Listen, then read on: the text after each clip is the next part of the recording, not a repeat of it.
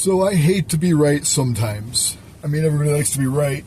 But I told my ex-wife for about 15 years that AI was going to take her job and that she's focusing maybe on the wrong future. And lo and behold, AI took her job. She was a content creator, digital graphic artist, painter, whatever. AI does that better. Easier, faster, cheaper. It replaced her. Now she's, in school for psychology, I believe. But she always wanted to be an artist. Always. Her website is artistic by nature. I gave that to her. That was mine, but I gave that to her. Her whole career was about art. And I kept telling her, AI is already starting to take over. It will eventually completely take over your industry there. Nobody believed me. Nobody believed me about that AI was going to be that powerful. I've been working in AI. Well, I had my first professional job in automation in 2008 is when I got hired for Talist. But before that, I've always automated. That's partly why I got hired with Talist. I've always automated Linux servers and Windows servers. And I got hired for partially that reason because I revolutionized their backup process, their update process, their everything for their servers and their clients. I revolutionized it because I did the job of what it used to take 4 people to do. And when they hired me, they laid 3 people off. And then they added one more product, which would have required one more person. But I was able to do it. I was able to replace all 4 with just me because I was good at automation. Now, people aren't listening to me right this minute, but they should be because AI is taking over every industry. If you look up the Optimus Generation 3 bot by Tesla, you look up their capabilities. I mean, they're going to take over domestic chores. They're going to take over labor. They're going to take over driving. They're going to take over, so many things like delivery drivers and whatnot, like they're going to be able to get in their autonomous Tesla car and the Tesla bot's going to, go and, deliver packages or food and replace drivers and deliveries and everything. And I mean, construction labor. I see the Boston Dynamics robot, Atlas, doing chores like sheetrock and framing and shit. Like, if people don't listen now, they're going to be struggling when the Industrial Revolution takes their job and their livelihood. I always tell people, get into automation, get into AI. And so I've had a recent discussion with a friend who I wanted to do a business sort of relationship with, but more. And she wasn't really understanding my urgency for getting this business off the ground. I've got VeracityIntegrity.com. It's an AI company. But to be on the ground floor of AI, I mean, we're not even there anymore. Ground floor is long gone. I was on the ground floor with that, 14, 15 years ago, just like with Bitcoin, So the point is there will be this new industrial revolution, like before when there was cotton pickers, and then the cotton gin came out, and there was, ironsmiths, metal workers pounding out metal, and now they've got machines and pneumatic hammers and robotic assembly plants like car manufacturers and whatnot. And then for a long time, Jaguar, their claim to fame when everybody else was automating is that most of their stuff was hand done. It was made by hand. Well, that went away for Jaguar too. Now their warehouse, their assembly factory is automated.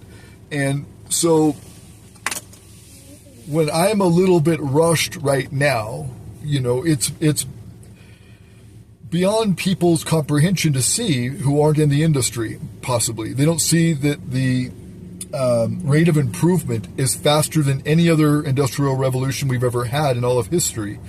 They don't realize how fast our jobs are being replaced by automation. There's a McDonald's in Philadelphia. It's completely automated.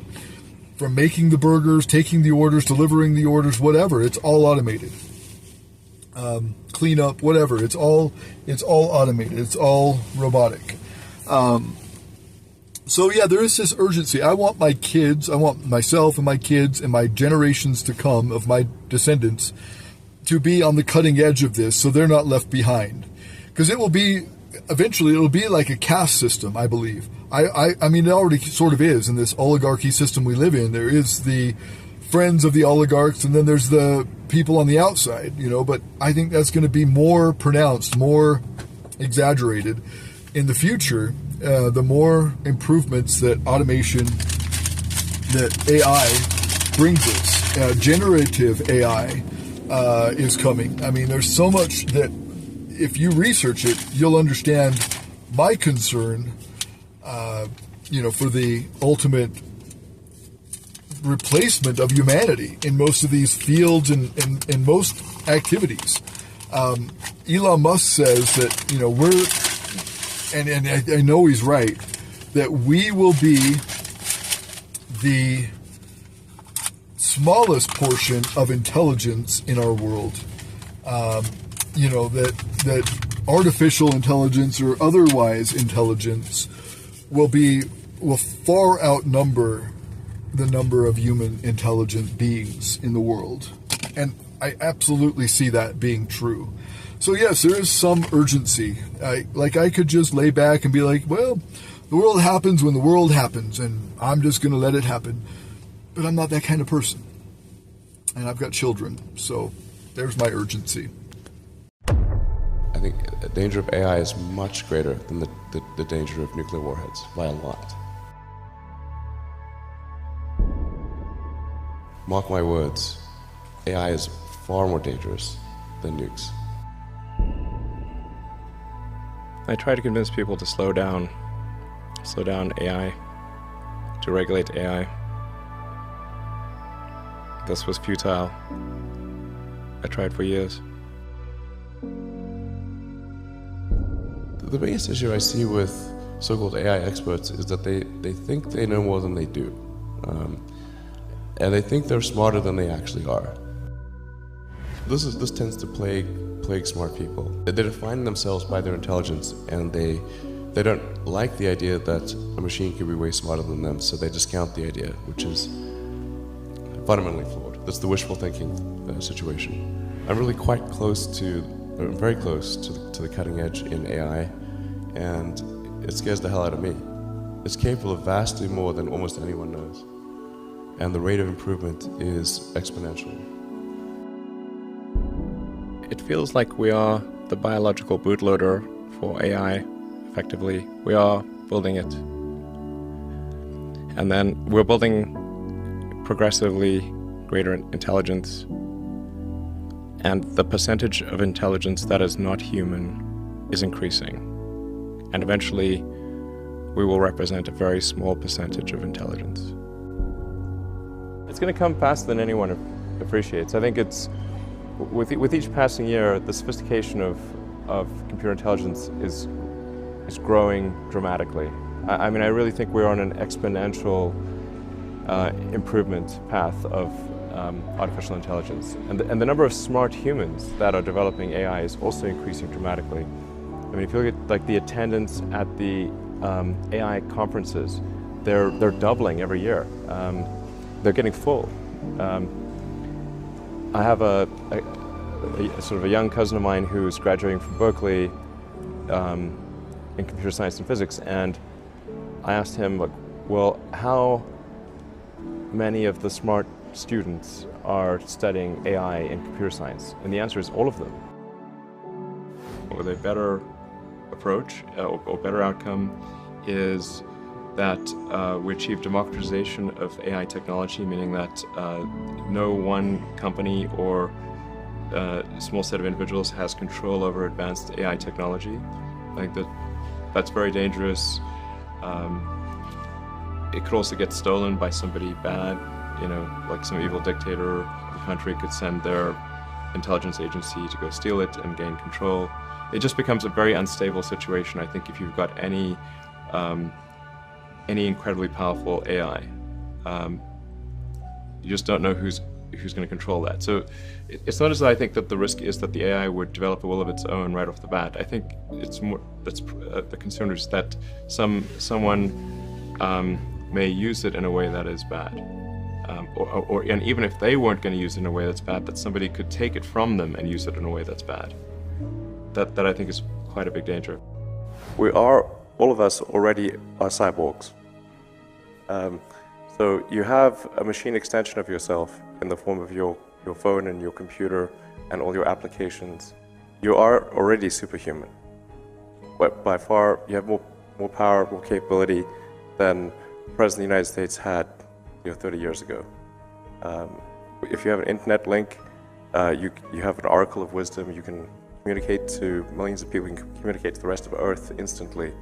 I mean, these are magical powers that didn't exist not that long ago. So everyone is already superhuman.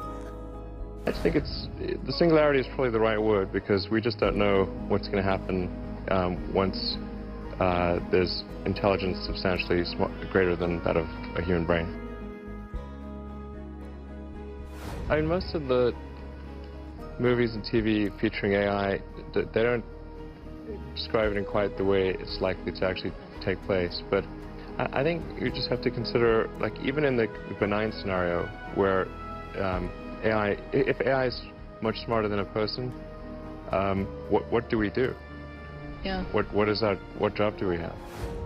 I have to say that when something is a danger to the public, then there needs to be some government agency, like regulators. The fact is, like, we've got regulators in the aircraft industry, car industry, with drugs, food, and anything that's sort of a public risk. I mean, I think this has to fall into the category of a public risk. Usually there'll be some new technology. It will cause damage or death. There will be an outcry. There will be an investigation. Years will pass. There will be some sort of insight committee. There will be rulemaking. Then there will be oversight, eventually regulations. This all takes many years.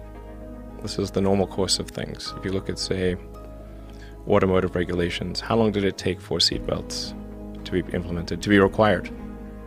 The auto industry fought seatbelts, I think, for more than a decade. Successfully fought any regulations on seatbelts, even though the numbers were extremely obvious. If you had a seatbelt on, you would be far less likely to die or be seriously injured. It was unequivocal. And the industry fought this for years, successfully. Eventually, after many, many people died, regulators insisted on seatbelts. This time frame is not relevant to AI. You can't take 10 years from the point at which it's dangerous. It's too late. I'm not normally an advocate of regulation and oversight. I mean, I think one should generally err on the side of minimizing those things. But this is a case where you have a very serious danger to the public. And therefore, there needs to be a public body that has insight and then oversight to confirm that everyone is developing AI safely. This is extremely important. I think the danger of AI is much greater than the danger of nuclear warheads by a lot. And nobody would suggest that we allow anyone to just build nuclear warheads if they want. That would be insane. So why do we have no regulatory oversight? This is insane. And the intent with OpenAI is to democratize AI power. There's a quote that I love from Lord Acton. He was the guy that came up with power corrupts and absolute power corrupts absolutely, which is that freedom consists of the distribution of power and despotism in its concentration. And so I think it's important, if we have this incredible power of AI, that it not be concentrated in the hands of a few and potentially lead to a world that we don't want. I'm not really all that worried about the short-term stuff. The things that are, like narrow AI is not a species-level risk. It will result in dislocation, in lost jobs, and sort of better weaponry and that kind of thing. But it is not a fundamental species-level risk, whereas digital superintelligence is. So it's really all about laying the groundwork to make sure that if humanity collectively decides that creating digital superintelligence is the right move, then we should do so very, very carefully. Very, very carefully. We're rapidly headed towards digital superintelligence that far exceeds any human. I think it's very obvious.